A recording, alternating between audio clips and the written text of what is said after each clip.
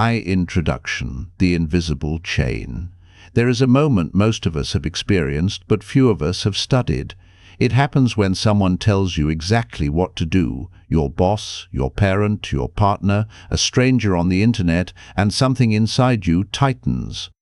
Not because the advice was wrong, not because you didn't already know it, but because you were told. Something primal rises up in your chest, quiet but powerful, and it whispers, "I will not be controlled." This book is about that feeling. It is about the invisible war that plays out in every human relationship, every organization, every family dinner, every management meeting, and every government in the history of civilization. It is the war between the person who wants to direct and the person who refuses to be directed. And what makes this war so fascinating, so endlessly complex, and so deeply human is that both sides are usually trying to accomplish the same thing. Both sides often want what is best, and yet the moment one person says, "You should do this," the other person's brain begins to quietly build a wall. We live in an era obsessed with influence. Entire industries have been built around persuasion, marketing, sales, leadership coaching, parenting books, relationship advice columns, political campaigns. We study how to get people to change their behavior, buy our products, vote for our candidates, follow our instructions, adopt our values. And yet, for all our sophistication, for all our psychology and neuroscience and data analytics, most of us still reach for the same blunt instrument our ancestors used 10,000 years ago, the direct command. Do this, don't do that. You should, you must. You need to, and it almost never works the way we hope. This book is not a manipulation manual. It is something far more interesting than that. It is an exploration of human nature at its most stubborn, most creative, most surprisingly beautiful. Because when you truly understand why people resist being told what to do, you begin to understand something profound about what it means to be human. You begin to understand dignity, autonomy, identity, and the deep psychological need every person carries to feel that their life belongs to them. And when you understand that, everything changes. How you lead, how you parent, how you teach, how you love, and how you change the world. The greatest leaders in history rarely commanded. The greatest teachers rarely lectured. The greatest parents rarely demanded. They did something far more powerful. They created conditions. They asked questions. They told stories. They demonstrated rather than declared. They trusted rather than controlled, and the people around them didn't just comply, they transformed. That is what this book is about, not how to get people to do what you say, but how to help people discover what they already want to do and become the kind of person others choose to follow, not because they have to, but because they genuinely want to. Let us begin. Chapter 1. The Rebellion. Hardwired into every human brain. To understand why telling people what to do so rarely works, you have to go back further than psychology. You have to go back to biology. You have to go back to the brain. Inside every human skull is a structure that neuroscientists have studied for decades, and what they have found is both humbling and illuminating. The human brain did not evolve to receive instructions. It evolved to survive, to predict, to protect, and, above all, to maintain a sense of control over its environment. This drive for autonomy, for the feeling that we are the authors of our own lives, is not a cultural preference or a personality quirk. It is a fundamental feature of the human nervous system, as basic and as powerful as hunger or thirst. When a person receives a direct command, especially one they did not ask for, especially one that implies they were doing something wrong, the brain does not calmly process the information and decide whether to comply. The brain perceives the command as a threat. The amygdala, that ancient alarm system buried deep in the temporal lobe, begins to fire. Stress hormones flood the bloodstream. The thinking brain, the prefrontal cortex where rational decision-making lives, begins to go offline. And the person standing in front of you, who you were trying to help, has now been hijacked by their own nervous system. They are no longer listening to your advice. They are defending their territory. Psychologists have a name for this phenomenon. They call it reactance. The theory of psychological reactance was first formally described by the American social psychologist Jack Bremham in 1966, and its core insight is breathtakingly simple. When people feel that their freedom is being threatened, they want that freedom more, not less. Tell someone they cannot have something, and they will desire it more intensely. Tell someone they must do something, and they will feel a powerful urge to do the opposite. The very act of commanding produces resistance. The command itself is the problem. Brehm demonstrated this in a series of elegant experiments. In one study, he found that people who were told they could not read a particular book suddenly wanted to read it far more than people who were simply offered the book. In another, he showed that attitudes that were under threat of being restricted became more extreme, not more moderate, after the threat. People did not think, well, maybe I should reconsider. They thought, I am absolutely right, and someone is trying to take away my right to think this. The threat of restriction made their beliefs calcify. This is not a modern phenomenon. It is not a product of individualist Western culture or the age of social media. It is ancient. The Roman philosopher Publilius Syrus wrote in the 1st century BC that a thing is not necessarily true because a man dies for it, a recognition that people hold their beliefs and their right to act on them with a ferocity that transcends mere logic. In ancient China, Lao Tzu wrote in the Tao Te Ching that the greatest leaders are those of whom, when their work is done, the people say, "We did this ourselves." 2,500 years ago, one of the most insightful thinkers in human history had already identified what modern neuroscience is only now able to explain in molecular detail. Consider the simple, daily experience of being a parent. Every parent who has ever tried to get a child to eat vegetables has encountered reactance in its purest form. The moment you say, "Eat your broccoli," the broccoli becomes the most repulsive substance on earth. The child who was happily nibbling at the edge of a floret now looks at it as if it were poison. Nothing about the broccoli has changed. Everything about the social dynamic has changed. The parent has made the broccoli a battleground of autonomy, and the child, with the ferocious instinct of a creature whose entire developmental project is to become an independent being, cannot lose that battle without losing something of themselves. Now consider what happens when you do not tell the child to eat the broccoli. When you put it on the table and eat it yourself with apparent enjoyment. When you say, casually, "You don't have to have any of this if you don't want to. It's the fancy food tonight." When you make the broccoli something that adults get to have and children might not be old enough for yet. Suddenly the child reaches for it, not because the broccoli changed, because the social dynamic changed. The child's autonomy was preserved. The choice felt like theirs. And human beings, from the age of 2 to the age of 92, will almost always choose the option that feels chosen rather than the option that feels forced. This principle extends far beyond parenting. It extends into the boardroom and the classroom, the therapy office and the operating room, the battlefield and the ballot box. It extends into every corner of human interaction because every human being carries this same brain, this same nervous system, this same fierce and tender need to be the author of their own story. The great irony, of course, is that we keep telling people what to do anyway.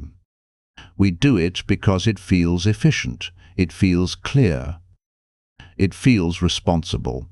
When you know the right answer, when you have the expertise, the experience, the authority, it seems almost reckless not to simply say what needs to be said. The surgeon tells the patient to take the medication. The manager tells the employee to meet the deadline. The parent tells the child to do the homework. It feels like the right thing to do. It feels like leadership. But here is what decades of research in psychology, organizational behavior, education, and medicine have now made irrefutably clear. The feeling of efficiency is almost always an illusion. Direct commands produce surface compliance at best and open rebellion at worst. And even when they produce compliance, they almost never produce the thing that actually matters: lasting, genuine, internally motivated change.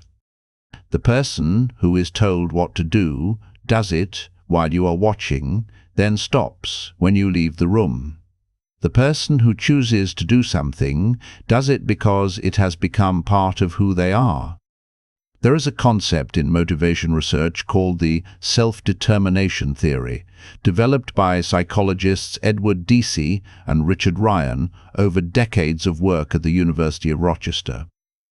Their research, which spans cultures and continents and age groups and professions, has repeatedly demonstrated that human beings have three fundamental psychological needs: autonomy, which is the need to feel that our actions are self-chosen; competence, which is the need to feel effective at what we do; and relatedness, which is the need to feel connected to others. When these three needs are met, people thrive. They are motivated, creative, persistent, and resilient. When these needs are violated, and direct commands are one of the most efficient ways to violate the need for autonomy, people wither. They become passive, resentful, dependent, and resistant. What Deci and Ryan found, and what hundreds of subsequent studies have confirmed, is that the way we try to motivate people often actively undermines their motivation. Reward someone for doing something they already love doing, and they will love it less. Command someone to behave in a way they were already inclined toward, and they will become ambivalent about that behavior. The external pressure, even when it points in the direction the person was already heading, damages something invisible but essential: the person's sense that they are moving under their own power.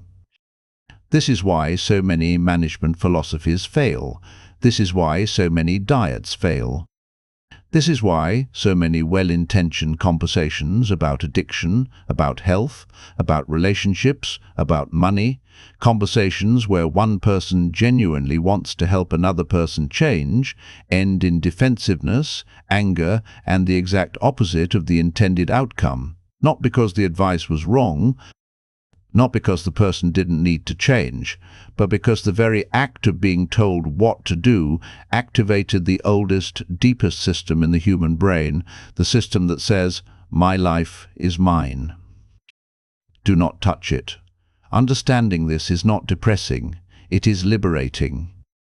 Because once you understand why commands fail, you begin to see, with beautiful clarity, what actually works instead. Chapter 2: The History of Control and its Collapse. To appreciate why the age of command is ending, you have to understand how completely it once dominated human history. For most of civilization, for the vast majority of the roughly 10,000 years since humans began organizing themselves into settled societies, the fundamental operating system of human organization was command and control. Kings commanded subjects. Generals commanded soldiers. Masters commanded slaves. Priests commanded congregations. Fathers commanded families. Employers commanded workers. The idea that a person in a position of authority should persuade, inspire, or collaborate rather than simply direct would have struck most people throughout most of history as not just inefficient but dangerously naive. And for a long time, in certain contexts, under certain conditions, it worked. or at least it appeared to work. When the task was simple and repetitive, when failure was visible and punishment was swift, when the person being commanded had no alternatives and no recourse, direct control produced measurable results. The pyramid was built. The field was ploughed. The factory quota was met. The command and control model is extraordinarily effective at extracting physical labor from human bodies. What it cannot do, what it has never been able to do, is extract the highest capacities of the human mind. It cannot produce creativity on command. It cannot manufacture genuine enthusiasm. It cannot generate the kind of deep, intrinsic motivation that makes people solve problems no one told them to solve, notice opportunities no one instructed them to notice, go beyond what was required because they actually care about the outcome. The history of command and control is a history of getting the minimum from people who were capable of the extraordinary. The great Prussian military theorist Karl von Clausewitz, writing in the early 19th century, recognized something that most military commanders of his era refused to accept: that war, once it begins, immediately becomes too chaotic, too complex, and too fast, moving for central command to control it. He wrote about what he called the fog of war.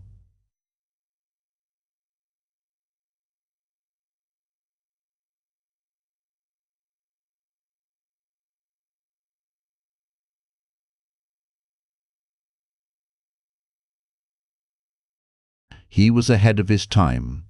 Most armies of his era continued to operate on the assumption that if you gave clear enough orders and enforced them strictly enough, you could impose order on chaos. They could not. The history of military disasters is largely a history of commanders who believed they could maintain control over conditions that were fundamentally uncontrollable. The Industrial Revolution amplified command and control to a scale that history had never seen. Frederick Winslow Taylor, the American mechanical engineer who developed what he called scientific management in the late 19th and early 20th centuries, built an entire philosophy on the premise that workers should not think, only managers should think, and workers should execute. He timed workers with stopwatches. He broke every task into its smallest possible components. He eliminated any discretion from the factory floor. He believed that the worker, like a machine component, should be interchangeable, predictable, and fully controlled. His methods produced efficiency gains that were genuinely impressive. They also produced workers who were miserable, alienated, and who did precisely what they were told and nothing more. Taylor's philosophy dominated American industry for decades. Henry Ford built it into the very architecture of his assembly line. It spread to offices, to schools, to hospitals, to governments. The 20th century, for all its revolutions and upheavals, was in many ways the golden age of the command and control model. Large, hierarchical organizations ran the world: corporations, governments, armies, churches, universities. They shared a common assumption that information flows down from top to bottom, that decisions are made at the top and executed at the bottom, and that the purpose of management is to control. And then something happened. Several things happened, all at roughly the same time. The economy began to shift from manufacturing to knowledge work, when the most valuable thing a worker produces is not a physical object, but a thought, a solution, an insight, a creative idea, a judgment call. The entire logic of command and control collapses. You cannot command a good idea. You cannot threaten a breakthrough into existence. You cannot schedule creativity. The moment knowledge became the primary economic product, the fundamental incompatibility between command and control and human potential became impossible to ignore. At the same time, Information technology democratized access to knowledge in ways that permanently altered the power relationship between institutions and individuals. For most of history, the person at the top of any hierarchy held their position partly through an information advantage. They knew things that the people below them did not. The general knew the strategic picture that the private could not see. The executive knew the company financials that the worker could not access. The doctor knew the medical literature that the patient could not read. The priest held the scripture in a language the congregation could not understand. Knowledge was power, and it was carefully concentrated at the top. The internet blew this up. Within a generation, a patient with a diagnosis could read the same medical journals as their doctor. A worker could learn the same management frameworks as their executive. A private citizen could access the same geopolitical analysis as their senator. The information advantage that had underwritten authority for millennia evaporated, and with it evaporated a significant portion of the justification for command. Demographics shifted too. The children who grew up in the latter half of the 20th century in the increasingly affluent and democratic societies of the developed world grew up with a very different relationship to authority than their parents and grandparents had. They were taught, at least in principle, to question, to think critically, to value their own opinions, to expect explanations rather than simply accepting orders. When they entered the workforce, they brought with them a set of expectations that were fundamentally incompatible with the command and control model. They did not merely want to be told what to do. They wanted to understand why. They wanted to contribute. They wanted to matter. The collapse of command and control authority was not just economic or demographic. It was moral. The 20th century was also the century of liberation, the slow, painful, incomplete, but genuinely revolutionary expansion of the circle of who gets to be recognized as a full human being with the right to self-determination. Women, people of color, colonized peoples, people with disabilities, homosexual and gender non-conforming people. Each of these movements was, at its core, a revolt against being told what to do, what to be, where to go, and how to live. The moral arc of modern history bends, haltingly, unevenly, with enormous backsliding and resistance, toward autonomy, toward the recognition that every human being deserves to be treated as an end in themselves, not as a means to someone else's purposes. This moral transformation seeped into every institution and every relationship.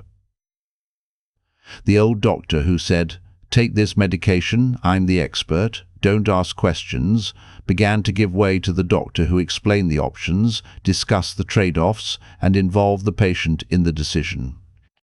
The old teacher who stood at the front of the room and delivered information to passive recipients began to give way to the teacher who facilitated discussion, invited questions, and treated students as active participants in their own learning. The old manager who gave orders and expected them to be followed began to give way to the manager who coached, mentored, and created conditions for people to do their best work. This is not a story of progress that is complete. In vast swaths of the world, and in corners of even the most progressive societies, command and control is alive and well. There are still managers who rule by fear. There are still parents who believe that children should be seen and not heard. There are still governments that respond to dissent with imprisonment. The old model is not dead, but it is dying.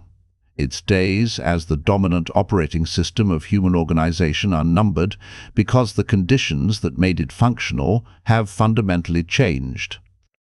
The great leaders of our time, the ones who build organizations that last, who inspire movements that matter, who raise children who flourish, who create relationships that endure, have figured out something that their predecessors did not know or would not accept. The highest human performance can never be commanded. It can only be invited. Chapter 3. What happens in the brain when you feel trusted? If the command produces resistance, what does trust produce? If the direct order shuts down the highest functions of the human brain, what opens them up? The answer, which neuroscience has been illuminating with growing precision over the past 2 decades, is both simpler and more profound than most people realize. When a person feels genuinely trusted, when they are given real autonomy, when someone believes in their capacity to figure things out, when they are treated as a capable adult rather than a potential problem to be managed, their brain releases a remarkable chemical called oxytocin. Oxytocin is sometimes called the bonding hormone or the trust chemical, though these labels are simplifications of a much more complex molecule. What it does, in essence, is lower the brain's defensive posture. It quiets the amygdala. It reduces the cortisol, the stress hormone that floods the system when we feel threatened or controlled. And it creates the neurological conditions for something extraordinary, genuine openness.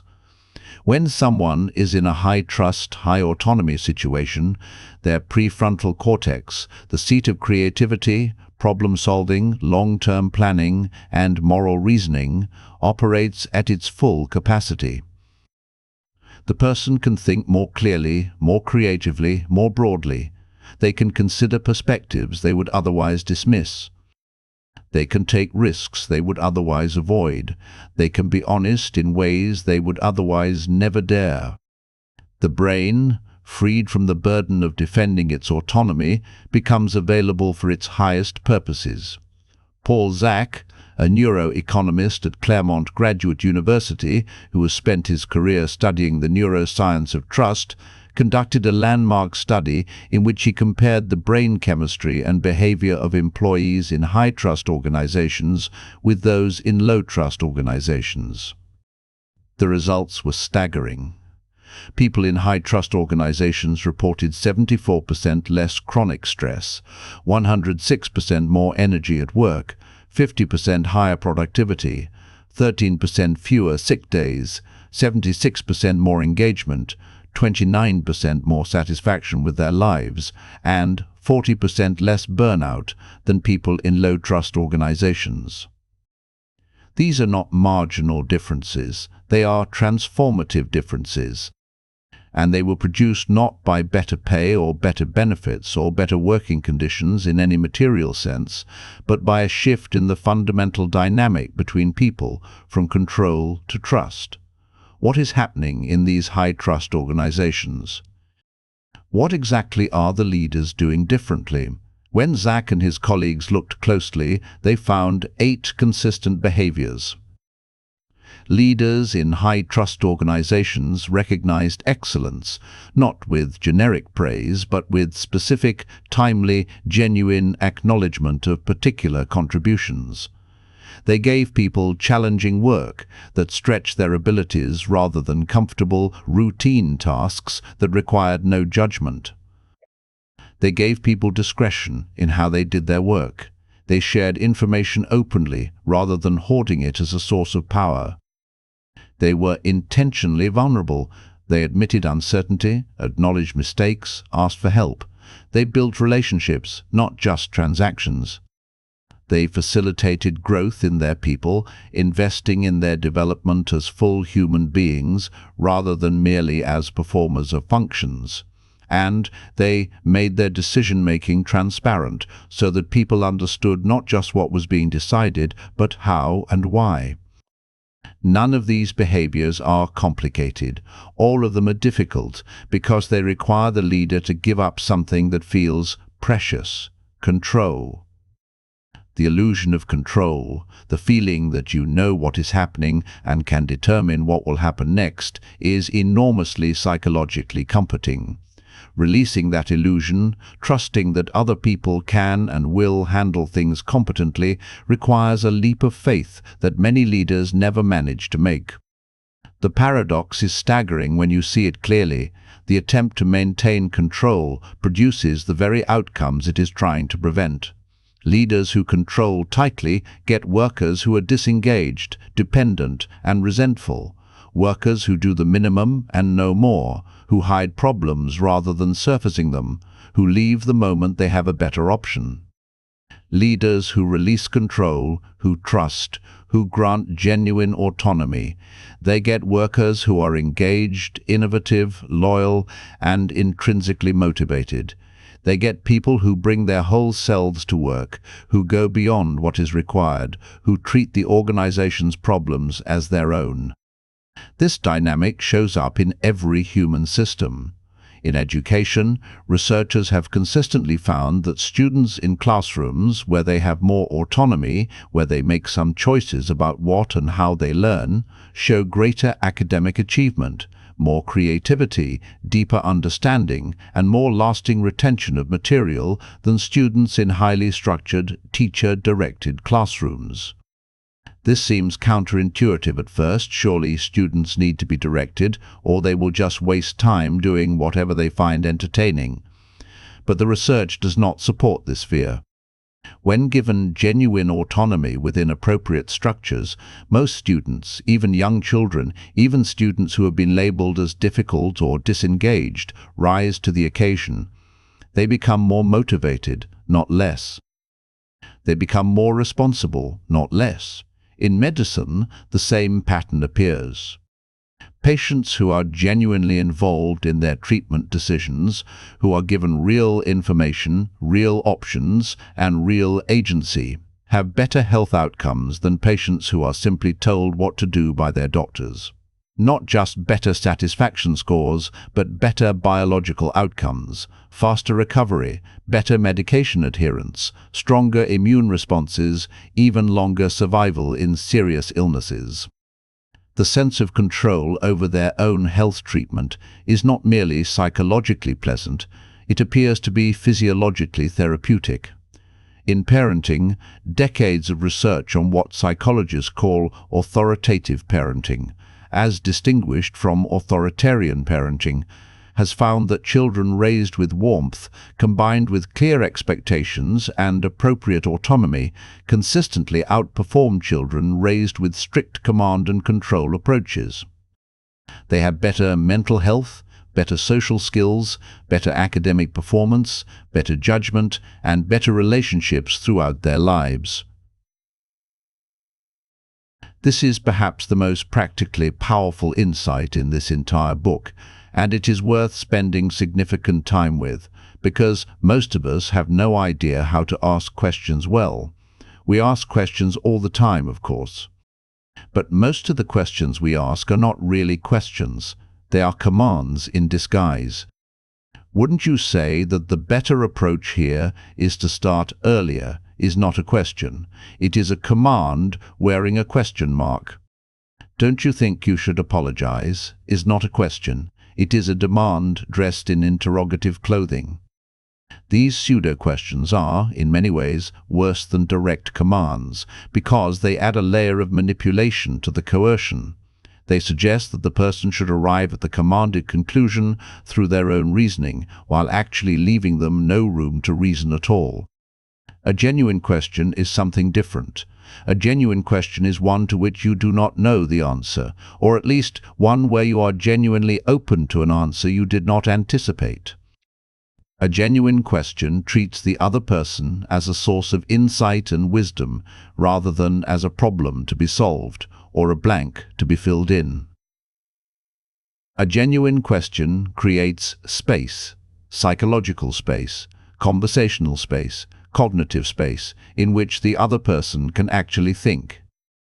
The power of genuine questions was demonstrated with particular clarity in the work of Carl Rogers, the American psychologist whose development of what he called client-centered therapy in the mid-20th century revolutionized not just psychotherapy, but our understanding of how human change actually happens. Rogers began his career in the traditional mold, the therapist as expert who diagnoses the problem and prescribes the solution. He gradually discovered, through years of clinical experience and careful observation, that this approach was deeply flawed. People did not change because an expert told them what was wrong with them and what they should do about it. They changed when they felt genuinely heard and accepted, and when that experience of being heard allowed them to access their own wisdom. Rogers developed 3 core conditions for therapeutic change: unconditional positive regard, which means accepting the person exactly as they are without judgment; empathy, which means genuinely attempting to understand the person's inner world as they experience it; and congruence, which means being genuinely present rather than hiding behind a professional persona. These conditions, when consistently provided, created a relationship in which people could think more clearly, feel more honestly, and change more profoundly than any amount of advice or instruction could produce. What Rogers found, and what his successors in the field of motivational interviewing, a clinical approach developed by William Miller and Stephen Rolnick specifically for helping people overcome ambivalence about change, have confirmed and refined over decades, is that the most powerful thing a helper can do is ask questions that help people articulate their own reasons for change. When a person hears themselves say, out loud, in their own words, why they want to change, not why someone else thinks they should, but why they genuinely want to, something shifts. The reasons become real in a way they were not when they lived silently in the person's mind. The desire to change crystallizes. The motivation, which was already there but buried under ambivalence and defensiveness, rises to the surface. Motivational interviewing research has produced some of the most compelling evidence in all of psychology for the power of questions over commands. In study after study, in populations ranging from people struggling with alcohol addiction, to patients managing diabetes, to teenagers engaging in risky behavior, the motivational interviewing approach, which is essentially the art of asking questions that help people explore their own ambivalence and articulate their own reasons for change, dramatically outperforms direct advice and instruction. People are more likely to change more deeply, and sustain their changes longer when they are helped to discover their own motivation rather than being told what their motivation should be. The key questions in motivational interviewing follow a pattern that anyone can learn. Instead of, "You really should stop drinking," a motivational interviewer asks, "What are some of the things you enjoy about drinking?" And then, "What are some of the less good things about it?" And then, "If you did decide to make a change, what do you think you might do?" And then, on a scale of 1 to 10, how important is this change to you? What would need to happen to move that number up? These questions are not manipulative because they genuinely invite any answer. They work because they help the person hear themselves, hear their own ambivalence, their own values, their own reasons, in a way that external advice never can. The art of the question extends far beyond clinical settings. In leadership, the best managers are often those who ask the most questions. Not rhetorical questions, not leading questions, not questions designed to lead the employee to the conclusion the manager has already reached, but genuine questions. What do you see as the main challenge here? What options are you considering? What would success look like to you? What do you need from me? These questions do several things simultaneously. They demonstrate genuine respect for the employee's intelligence and perspective. They generate information the manager would not otherwise have. They give the employee ownership of the problem, and they activate the employee's creative thinking in a way that being told the solution never would. In education, the Socratic method, named for Socrates, the ancient Athenian philosopher who claimed he knew nothing and spent his life asking questions, is still, 25 centuries after its invention, one of the most powerful pedagogical tools we know. Socrates did not lecture. He questioned. He would take a person's confident belief and ask them to explain it, and in explaining it, they would discover its contradictions, its assumptions, its limitations. He would then help them construct a more sophisticated understanding, but crucially, they constructed it themselves. They could not claim that Socrates had told them what to think, because he never had. He had only asked them to think more carefully about what they already thought they knew. The understanding they arrived at was genuinely theirs, and as a result, it was far more durable, far more integrated, far more alive than any understanding that could have been delivered by lecture. Modern educational research confirms what Socrates intuited. The teaching technique known as the Socratic seminar, in which students explore a text or a question through guided discussion rather than receiving a teacher's interpretation, consistently produces deeper understanding, better critical thinking skills, and more genuine engagement than didactic instruction. Students in Socratic seminars are not passive recipients of knowledge. They are active constructors of it, and the knowledge they construct together becomes part of who they are in a way that memorized facts and received interpretations never can. The art of asking good questions is something most of us have never been explicitly taught, and it is worth examining what makes a question genuinely powerful rather than merely interrogative. Good questions are open rather than closed. They cannot be answered with a simple yes or no, because yes and no close down thinking rather than opening it up. Good questions are curious rather than skeptical. They come from a place of genuine interest rather than from a desire to catch someone out or prove them wrong. Good questions are humble. They acknowledge that the questioner might not have all the answers and that the other person might. Good questions are patient. They allow silence. They do not rush to fill the gap with suggestions or leading prompts. And good questions are focused. They ask one thing at a time, not three things wrapped in a compound sentence that leaves the other person uncertain which part to address. Learning to ask good questions is, in many ways, learning to hold back. To resist the impulse to advise, to suggest, to correct, to direct, to trust that if you create enough space, the other person's own wisdom will fill it.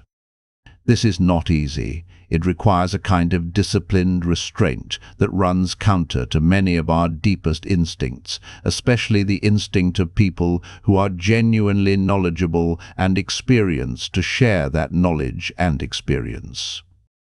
But the payoff is profound. People who feel heard think more clearly, change more willingly, and develop more quickly than people who feel advised and directed.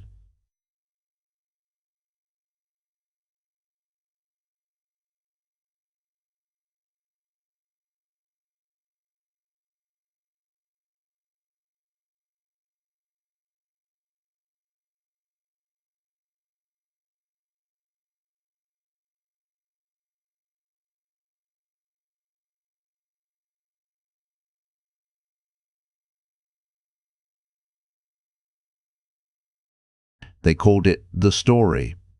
And for as long as our species has had language, for as long as we have sat around fires under open skies and made sense of our lives by telling each other what happened, stories have done what commands and arguments and logical demonstrations could never do. They have changed people from the inside. The neuroscience of storytelling has become one of the most exciting frontiers in cognitive science, and what researchers are discovering confirms what storytellers have always known. When we hear a story, a real story, one with characters and conflict and stakes and resolution, our brains do not merely process information, they simulate. The neurons that would fire if we were actually experiencing the events of the story begin to fire as we hear them described. Neuroscientists call this neural coupling, and it means that a well-told story is not merely an interesting description of experience.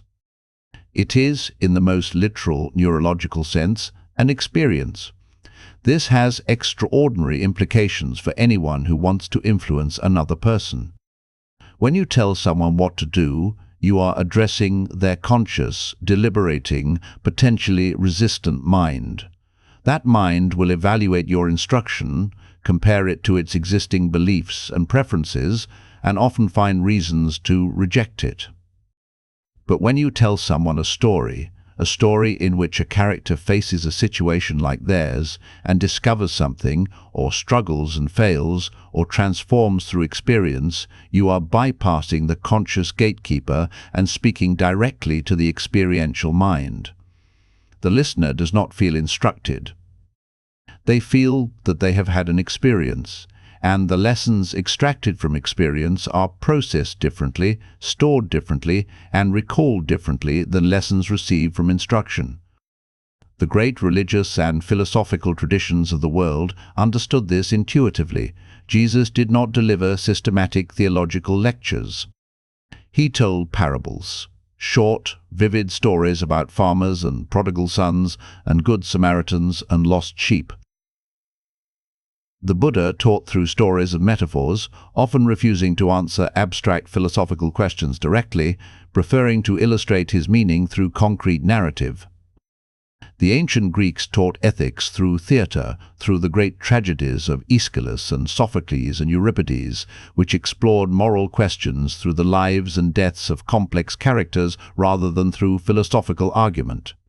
Every indigenous culture on Earth has passed on its deepest values and most important knowledge through stories, told and retold across generations, each telling, adding new layers without losing the essential core. Why stories rather than instructions? Because instructions tell you what someone else thinks you should do. Stories show you what it is like to do it, or not to do it. Instructions speak to the rational mind. Stories speak to the whole person, the emotional, imaginative, embodied person who actually makes decisions and takes actions. Instructions create compliance when enforced and resistance when they are not. Stories create identification, the listener says, not, I must do this, but I am like that person. I would do what they did. I want what they want. Consider how differently these two messages land. Version 1, you need to be more empathetic with your customers.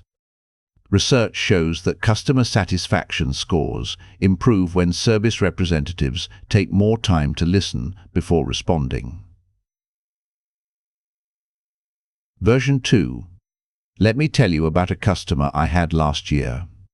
She called in absolutely furious, and my first instinct was to explain why the policy wasn't our fault. But something made me stop. I asked her to tell me what happened from the beginning. And for the next 10 minutes, I just listened, really listened.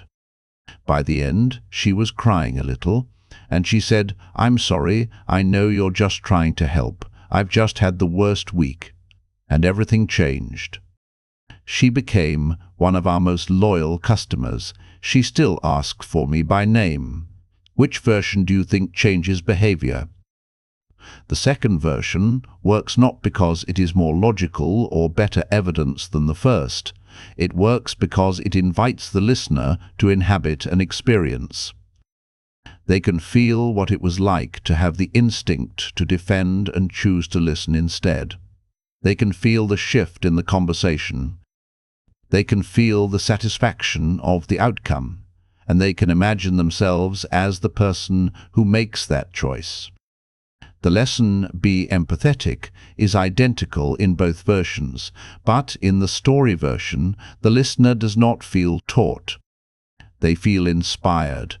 The art of storytelling as a tool of leadership and influence is something that the most effective communicators in every field have mastered. Abraham Lincoln was famous for his stories. He would begin cabinet meetings with them, sometimes to his advisors' frustration. But the stories almost always contained the point he needed to make in a form that the people around him could carry in their memories and in their hearts. Franklin Roosevelt used the radio to tell stories that made the abstract crises of the Depression and the war real and human for the millions of Americans who heard his fireside chats. Nelson Mandela used stories of his own experience, The long years of imprisonment, the moments of despair, and the moments of unexpected grace. To communicate a vision of reconciliation that no political argument could have conveyed with comparable power. In business, the companies with the most powerful brands are those that tell the most compelling stories. Apple does not just sell computers. It tells a story about creative rebels who challenge the status quo. Nike does not just sell shoes. It tells a story about the athlete in every person, the voice that says you can go further than you think. These stories are not factual descriptions of products. They are mythologies, carefully constructed narratives that invite the customer to place themselves in a world where using the product makes them someone they want to be. The product itself is almost secondary to the story the brand tells about who uses it and what they stand for. But you do not need to be a president or a brand manager or a master storyteller to harness the power of narrative. You need only understand that every time you want to change someone's mind or move someone toward a new behavior, you have a choice. You can tell them what to do, or you can tell them a story that makes them want to do it. One of these choices respects their autonomy and engages their imagination. The other does not. Learning to tell better stories is a skill, and like all skills, it can be developed. It begins with noticing your own stories, the experiences you have had that contain within them some lesson or insight or moment of transformation. It continues with learning to tell those stories in a way that centers the experience rather than the lesson, the character rather than the moral, the journey rather than the destination. The lesson should emerge naturally from the story, not be appended to it. When someone has to explain what the moral of their story is, the story has not done its work. Great stories have specific details, not vague generalities, but precise images and sensory experiences that make the scene real. They have genuine stakes. Something must matter, something must be at risk, or the listener has no reason to care. They have authentic emotion, not performed emotion, but the real feeling that the teller actually had in the moment they are describing. And they have an honest ending. They do not always resolve happily, because real life does not always resolve happily, and audiences can sense a manufactured happy ending from miles away. Tell better stories. Not to manipulate, but to invite. Not to control, but to illuminate. Not to tell people what to do, but to show them, through the most ancient and powerful technology our species possesses, what it might feel like to discover something for themselves. The parent who releases control raises more capable children. The teacher who steps back from the front of the room produces more knowledgeable students. The manager who stops micromanaging builds a more productive team. Letting go is not losing. It is the most sophisticated form of gaining. This paradox is ancient, and it runs through the wisdom traditions of virtually every culture. In the Tao Te Ching, Lao Tzu describes the ideal leader as one who acts without acting, who creates conditions and then gets out of the way, who trusts the natural intelligence of the system to do what a controlling hand never could. In the Bhagavad Gita, Krishna counsels Arjuna to act without attachment to the fruits of action, to do what must be done with full commitment but without clutching at the outcome. In the Christian tradition, the great mystics speak repeatedly of the necessity of surrender, not as weakness but as the highest form of strength. In Zen Buddhism, the beginner's mind, open, uncertain, receptive, is valued above the expert's mind, which believes it already knows. These traditions reach their wisdom through paths very different from the empirical research methods of modern social science, but the destination is strikingly similar.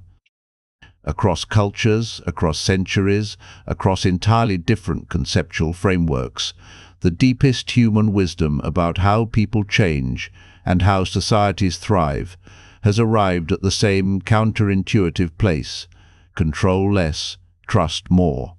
direct less, listen more. Taught less, ask more. Impose less, invite more. The modern research on what is sometimes called autonomy, supportive leadership and parenting and teaching is essentially a scientific confirmation of what the wisdom traditions have always known. When people are supported in their autonomy, when they are given real choices, when their perspective is genuinely considered, when they are helped to find their own reasons for doing what needs to be done, they perform better, feel better, relate better, and grow more than people who are directed and controlled. But the paradox goes deeper than performance metrics. It goes to the heart of what it means to be a human being in relation to other human beings. When you try to control another person, even with the best intentions, even in the service of their well-being, you are making an implicit statement about them. You are saying, "I do not trust you. I do not believe you are capable of figuring this out. I know better than you what is good for you." This statement, however kindly it is delivered, damages something essential in the relationship. It damages the other person's sense of themselves as a capable, autonomous agent. And it damages your sense of them in a way you may not even notice.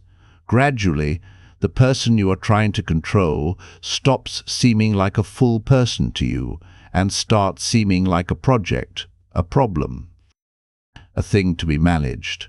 When you let go, when you genuinely release control and trust, you are making a different statement. You are saying, "I believe in you. I trust your judgment. I respect your process.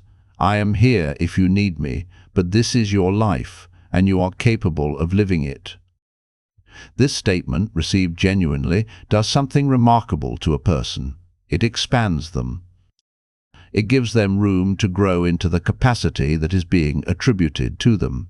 There is a self-fulfilling quality to trust that operates in the opposite direction from the self-fulfilling quality of control. Just as control gradually creates the incompetence and dependency it fears, trust gradually creates the competence and autonomy it assumes.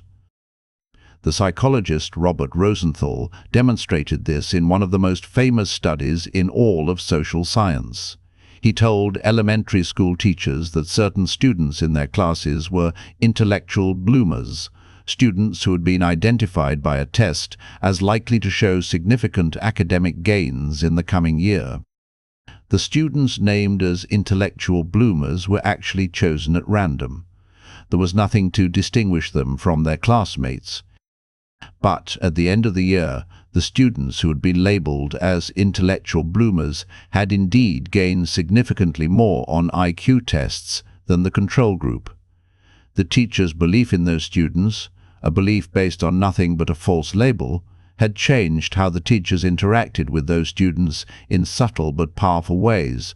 More eye contact, more challenging questions, more patient waiting for answers, more positive feedback. And those small differences in interaction, accumulated over months, had produced real differences in measured intelligence. If a teacher's belief in a child can change the child's intellectual development, imagine what a parent's belief in a child can do. Imagine what a manager's belief in an employee can do. Imagine what a mentor's belief in a student can do. The expectations we hold of other people do not merely reflect our perception of reality, they shape reality. They become, through the thousand small ways they inflect our behavior, partially self-fulfilling prophecies. This is why the decision to let go, to trust rather than control, is not merely a management technique or a parenting strategy. It is a moral commitment. It is a commitment to seeing other people as capable of more than they have yet demonstrated. It is a commitment to betting on human potential rather than managing human limitation. And, like all genuine commitments, it is sometimes difficult, sometimes frightening, and sometimes wrong. People who are trusted sometimes fail to live up to that trust. Children who are given autonomy sometimes make terrible mistakes. Employees who are granted discretion sometimes use it poorly. But the alternative, the permanent assumption that other people cannot be trusted, cannot handle freedom, cannot figure things out for themselves, is not just less effective. It is, in a deep sense, a failure of humanity. It is a refusal to honor the human dignity and potential of the people around you. It is ultimately an impoverishment of your own life, because the joy of watching someone you trusted grow into their capacity is one of the most profound pleasures available to human beings. Let go. Not recklessly, not without appropriate structures and expectations, not in contexts where safety requires clear direction and immediate compliance, but in the vast majority of contexts, in the conversations and the relationships and the organizations and the families that make up most of human life. Let go. Trust the person in front of you. Believe in their capacity. Create the conditions for their growth and then get out of the way. Watch what happens. Chapter 7. When silence speaks louder than words. There is a skill that is almost never taught in schools, that is almost never discussed in leadership programs, and that is more powerful than most of the communication techniques we spend years learning. It is the skill of saying nothing. Most of us are deeply uncomfortable with silence. We rush to fill it.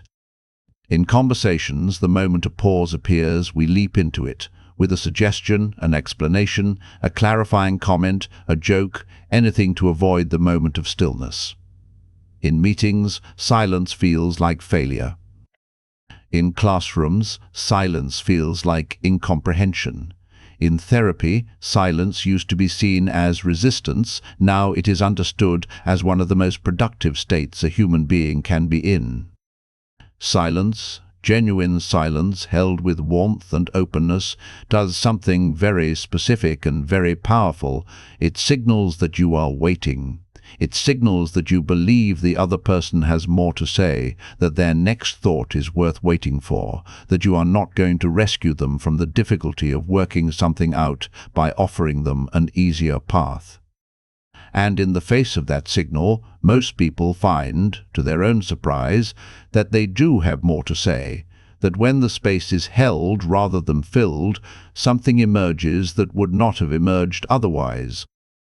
The counseling and psychotherapy research literature is full of documentation of this phenomenon. Therapists who learn to tolerate silence, to sit with it rather than rush to break it, find that their clients access deeper material, make more significant connections, and arrive at more genuine insights than the clients of therapists who fill every pause with a reflection or an interpretation. The silence is not empty. It is full of possibility. It is the space in which the client's own wisdom begins to speak as soon as the therapist's voice stops competing with it. In coaching, the same principle applies. The executive coach who can sit with a powerful question, "What do you really want?" or "What would you do if you knew you couldn't fail?" or "What are you most afraid of?" and then say nothing and hold the silence for 10 or 20 or 30 seconds while the executive thinks, is giving that executive something almost no one else in their life gives them: time and space to think without being interrupted or rescued. Most high-performing people are surrounded by people who are eager to fill their silence with suggestions and solutions and opinions. The person who holds back, who asks and then waits, genuinely waits, as if they have nowhere else to be and no eagerness to talk, is offering something rare and precious. In negotiation, silence is one of the most powerful tools available, and it is consistently underused. When you make an offer, in a salary negotiation, in a business deal, in any situation where two parties are trying to find a mutually acceptable arrangement, the temptation, after stating your position, is to immediately explain it, justify it, add caveats, suggest modifications. This impulse is almost always a mistake. Every word you add after your offer weakens it, because it signals anxiety, which signals that you might accept less. The professional negotiators, the diplomats, and the deal-makers who navigate complex negotiations for a living know that after the offer, you wait. You say what you have to say, and then you say nothing, and you let the other person sit with it. The silence creates pressure, not aggressive pressure, but the gentle, inexorable pressure of an unanswered question, and that pressure is almost always more persuasive than any additional argument you could make. In parenting, the parent who can ask a question and then wait, truly wait, without jumping in to answer it, without suggesting options, without growing visibly impatient with the child's struggle to formulate a response, is modeling something essential, that thinking takes time, that difficulty is not failure, and that the child's own thoughts are worth waiting for. This is one of the most important things a parent can teach, and it can only be taught by demonstration, never by instruction. The art of silence is the art of restraint in its purest form. It is the discipline of trusting that the other person has something to offer, and that your job in this moment is not to offer more, but to receive. It is the recognition that sometimes the most helpful thing you can do is not speak, not explain, not advise, not reassure, not direct. Just be present and wait, and let the other person's wisdom find its voice. This is not passive. Held silence is one of the most active things a human being can do. It requires constant resistance to the urge to fill the space. It requires genuine curiosity about what will emerge. It requires faith in the other person. It requires the suspension of your own agenda long enough for theirs to become visible. Learn to be comfortable with silence. Practice it in small ways first. Add 3 seconds to how long you wait after asking a question before you speak again. Notice what those 3 extra seconds produce. Then add 5 seconds. Then 10. Notice how people who are given time to think often say something that surprises you, something that reveals an understanding or a perspective you would never have uncovered by filling the space with your own words. Chapter I. Jai-e-I. We all know this. We know it because we have all experienced the person who says the right things and does the opposite, and we know how completely those contradictory signals cancel each other out. We say of people whose behavior contradicts their stated beliefs that they talk the talk but don't walk the walk. We say that actions speak louder than words.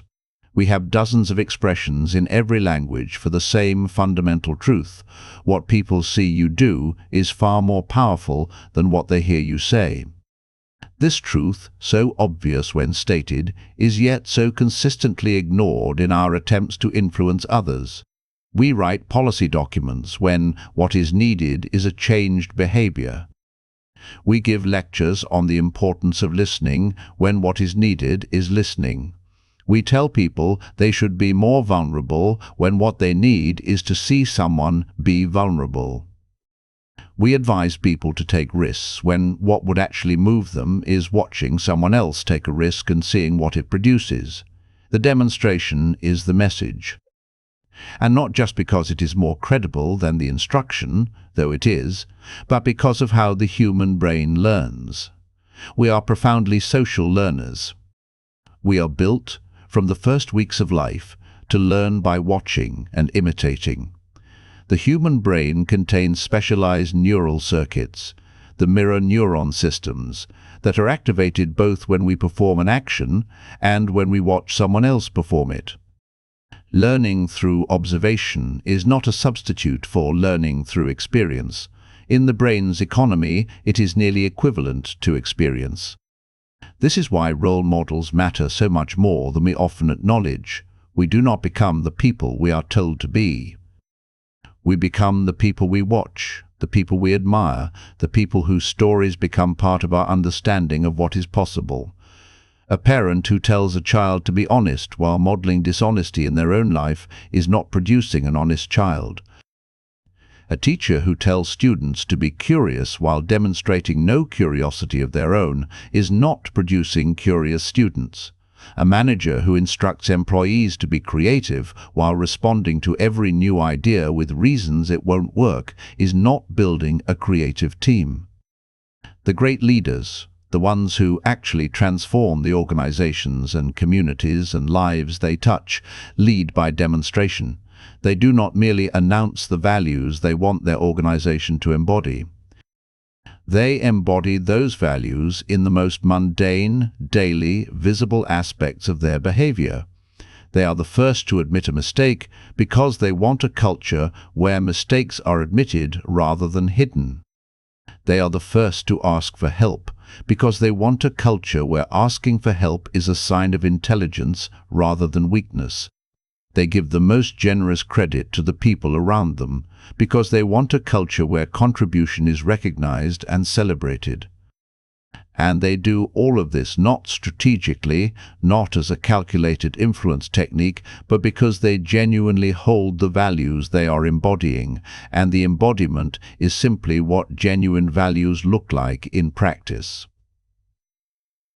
Gandhi's most famous utterance, "Be the change you wish to see in the world," is one of the most quoted and least followed pieces of advice in human history. It is hard to follow because it places the burden entirely on the person who wants change. It says, before you try to change anyone else, change yourself. Before you try to influence the behavior of the people around you, look honestly at your own behavior and ask whether it embodies the world you are trying to create. This is uncomfortable. It is much easier to identify what other people need to do differently than to see clearly where our own behavior contradicts our values.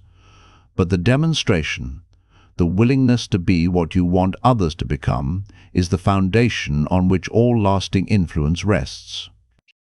It is what makes the difference between authority that is resented and authority that is respected, between leadership that produces compliance and leadership that produces transformation. Chapter 9. The Deep Art of Listening Without an Agenda. Most people do not listen. This is a harsh thing to say, but the evidence for it is everywhere, and most of us, if we are honest, will recognize ourselves in the description. Most people who appear to be listening are actually waiting. They are waiting for a pause in the other person's speech, a pause long enough that they can begin talking without being visibly rude. While they wait, they are planning what to say. They are formulating their response, their argument, their advice, their story that relates to what the other person just said. They are managing the conversation. They are, in short, doing the opposite of listening. Real listening. Listening without an agenda. Listening in which you genuinely do not know where the conversation is going, and you are comfortable with that uncertainty, is one of the rarest and most valuable things one human being can offer another. It is also one of the most powerful tools of influence that exists, which seems paradoxical. How can receiving be more powerful than giving? How can silence and reception and open attention be more influential than advice and information and direction? The answer is that being truly listened to, genuinely, completely, without the listener simultaneously preparing their rebuttal or their advice, is an experience of such rarity and such depth that it almost invariably produces a kind of opening. People who feel truly heard become more honest. They say things they did not plan to say because the experience of being listened to creates safety that they do not normally feel. They think more clearly because the act of articulating their thoughts to a genuinely attentive listener helps them organize those thoughts in ways that silent rumination cannot. And they become more open to other perspectives, including the listener's perspective, than they would ever be in a conversation where they feel they need to defend their position against challenge. The psychiatrist Carl Menninger said that listening is a magnetic and strange thing, a creative force. The friends who listen to us, he wrote, are the ones we move toward.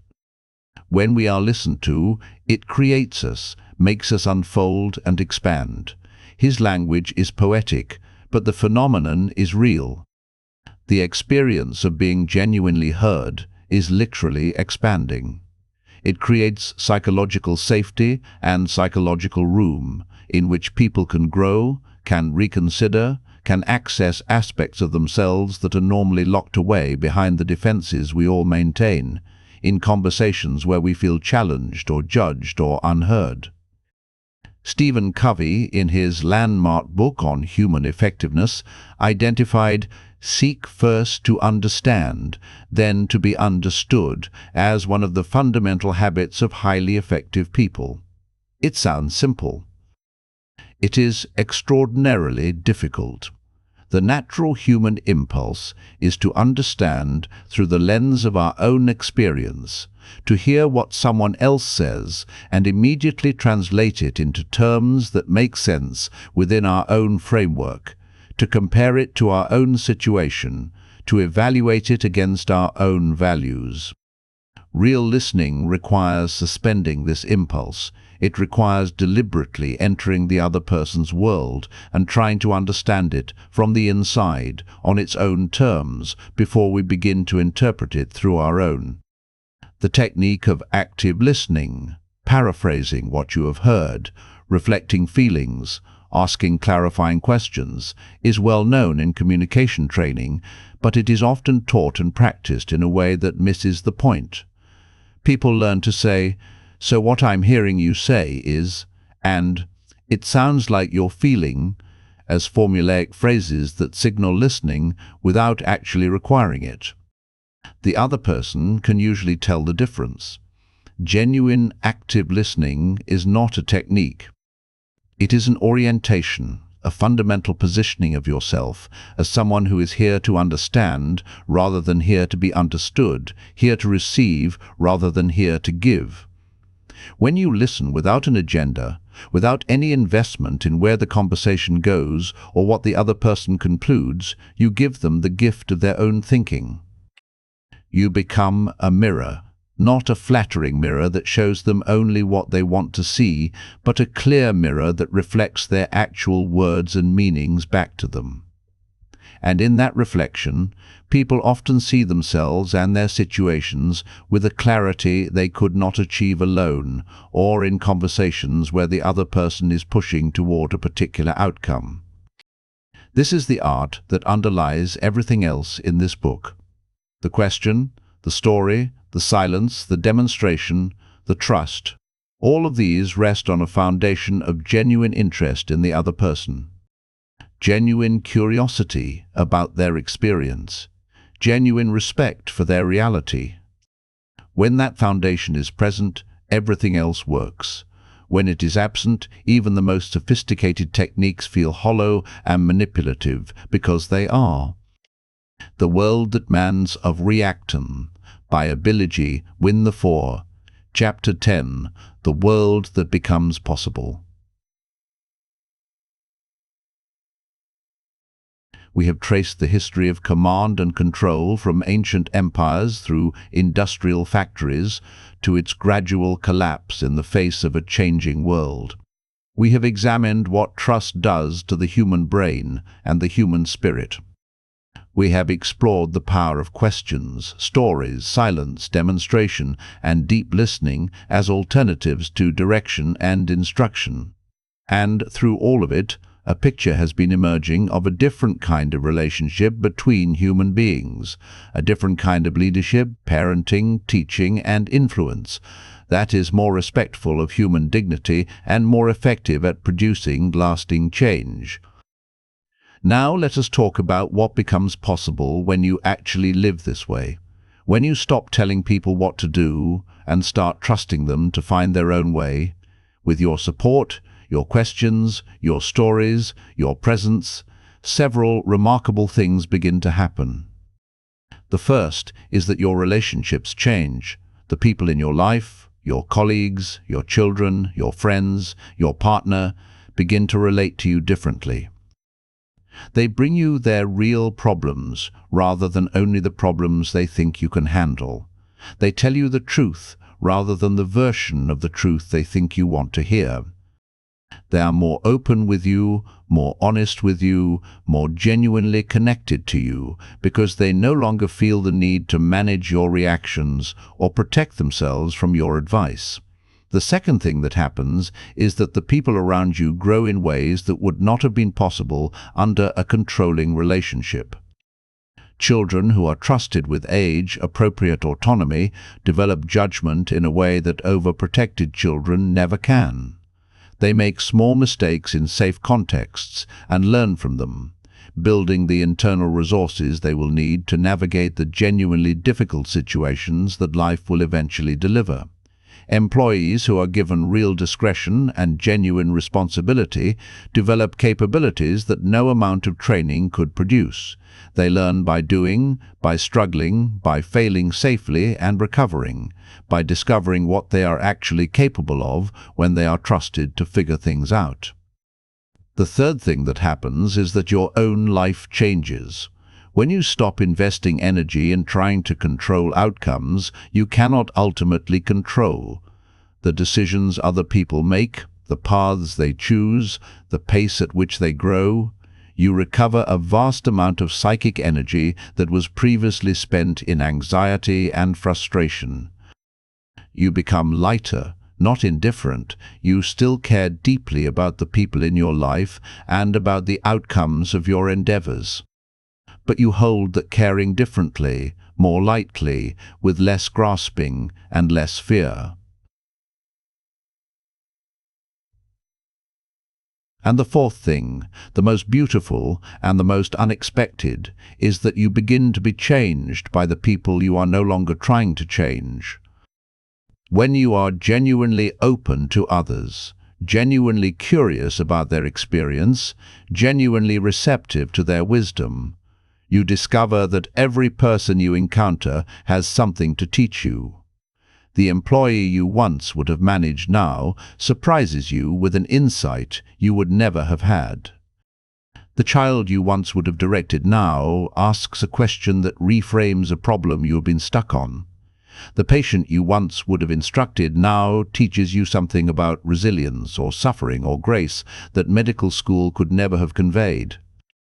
This is the deepest gift of the approach this book has been describing, not just that you become more effective at influencing others, but that you become more open to being influenced, more permeable, more capable of growth, more human in the fullest sense of that word. The world that becomes possible when we stop trying to command and start trying to understand is not a soft world or a permissive world or a world without standards and expectations. It is a world in which human beings are related to as human beings rather than as instruments or problems. It is a world in which the extraordinary potential that lives in every person has more room to emerge. It is a world in which the energy that is currently spent in resistance and resentment and the management of control can be redirected toward creation, toward connection, toward the work that actually matters. We are living through a moment in history when the old models of control and command are crumbling, and the new models that will replace them are still being worked out.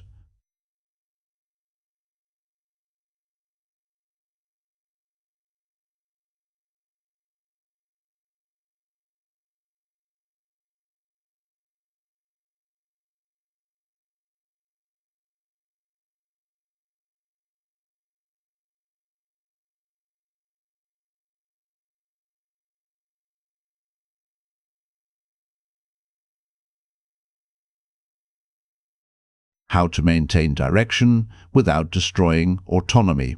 How to uphold standards without eliminating trust. How to lead without controlling. This is the great challenge and the great opportunity of our time. It is not a challenge that comes with a single answer or a simple formula. It requires ongoing judgment, ongoing sensitivity, ongoing willingness to learn and adapt. It requires the kind of wisdom that cannot be commanded into existence. It can only be cultivated through experience and reflection and the patient practice of paying attention.